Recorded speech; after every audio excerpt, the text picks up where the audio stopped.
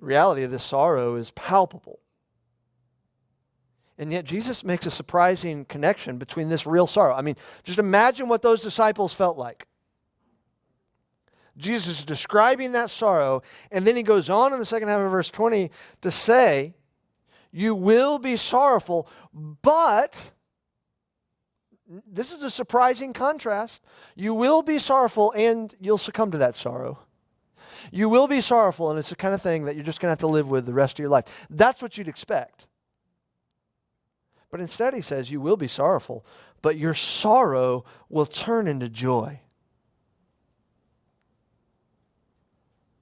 Jesus is saying that the source of their greatest sorrow was going to become the source of their greatest joy. And of course, he's talking about the cross. The worst event in the history of the world, the killing of Christ, is the greatest event in the history of the world, the death of Christ on behalf of sinners like us. The most sorrowful event that ever took place, the death of the Messiah, is the most joyful work that's ever been done, the salvation of sinners. One Bible teacher said this about this verse: the Lord was not saying that the event causing their sorrow would be replaced by an event producing sorrow, but rather that the same event, the cross, that caused their mourning would be the cause of their joy. Isn't that an interesting concept? The source of their sorrow became the source of their joy. That must have been a surprising thought to the disciples. And this surprising connection between sorrow and joy, it isn't limited to the original disciples.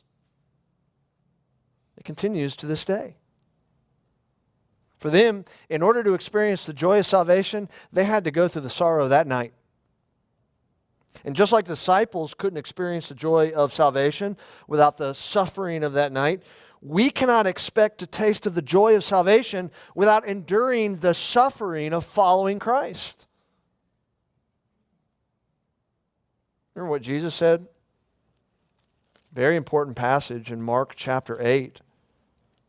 Really, Jesus' defining statement on what it means to be a disciple of Christ.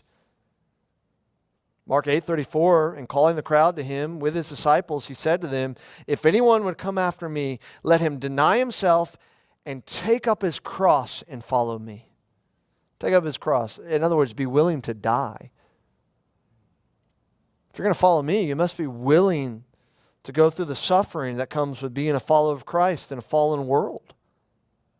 And yet, the very thing that causes Christian sorrow, our obedience to Christ, is the very thing that leads to our eternal joy.